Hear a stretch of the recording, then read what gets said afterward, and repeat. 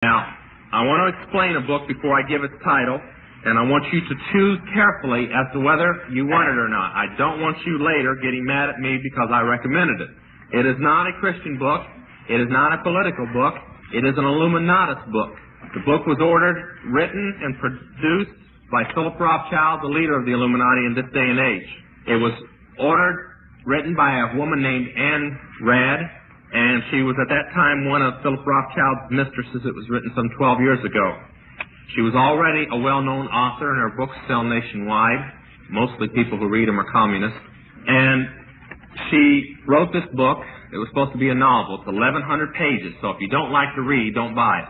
And it was written as a novel, supposedly, but it is a code book. And within the book is a step-by-step plan to take over the whole world by taking over the United States. The book is called Atlas Shrugged. Oh, Atlas, you know, Atlas supposed to hold up the world? Shrugged, like you shrug your shoulders. Atlas Shrugged. Now, this is the warning that goes with it. When you study Atlas Shrugged, this book was written, as I said, 12 years ago. You will find out that you are reading the front pages of the paper today. The oil shortage that doesn't exist, they state that they destroy their own oil wells, that they hide their own oil so nobody can have it. They state how they destroy the coal mines and shut the coal mines down, to shut the electricity down. They state how they cripple the country and no food is grown. It states how they pick and derail trains and so that no trains go. It states how they sink and pirate thousands of ships every year.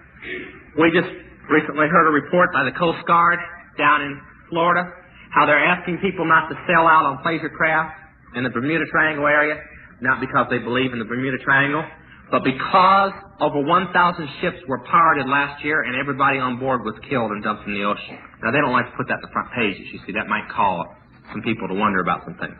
And this is all in this book that was written 12 years ago. And in the book, they gain control of the world by bankrupting their own businesses. The Illuminati owns most, I would say 99 9/10 of the stores that you walk into and shop and the gas stations you go to. And they are going to destroy them on purpose. They are in the process of buying up over the last few years all the stores they don't own. They bought up grants and they bankrupted. They just bought up 2 guys and you can watch for them to go out of business. And they keep in business the ones that they've always owned, and they are going to bankrupt them before long and cripple them and destroy them. And the idea of taking over is to bankrupt the whole world where nothing is of any value and the currency does not exist anywhere, and then come back and solve all the problems. I heard the Gators, which are my favorite group, recently on a record in a live concert.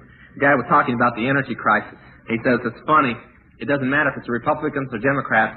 They get elected, they cause us problems, and then solve them so it looks like they're doing something. Now, that's about the way it really is.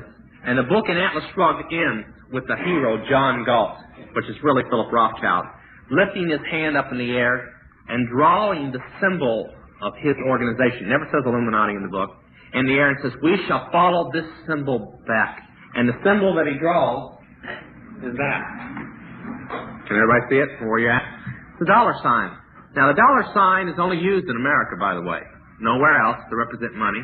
It's almost 8,000 years old, or probably older. It goes back, you can find it in the pyramids. And it means to scourge or to punish, and through punishment to purify and make right. That's what it means. Funny that that's what we symbolize their money. Now, the Rothschilds lead the Illuminati, and in every country they have a family, with the head of that family being the head of the Illuminati. In the United States, we have the Rockefellers. David Rockefeller is the head of both the Council of Foreign Relations and the Trilateral Administration or Council, which is the name of the Illuminati within the United States. And there's more blocks in these things and more blocks in the pyramids, but we have placed the main blocks that would interest America. And the main source of finance for the Illuminati and the whole world, but particularly in the United States, is the Standard Oil Company. Now, I'm going to educate you about something tonight that the Illuminati hoped nobody would ever find out about. Of course, you can check out who owns Standard Oil. That's David Rockefeller.